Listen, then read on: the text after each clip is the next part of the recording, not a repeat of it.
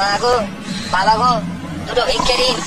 মায়েরা, ভাইরা, বোনেরা, দিদিরা, দুটো ভিক্ষে দিয়ে যান, দুটো ভিক্ষে দিয়ে যান দয়া করে। মা, বাবা। কেন?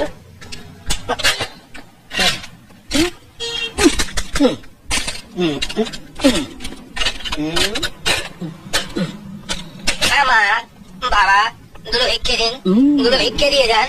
ভাইরা, মায়েরা, বোনেরা, দুটো ভিক্ষে দিয়ে যান, দিয়ে যান।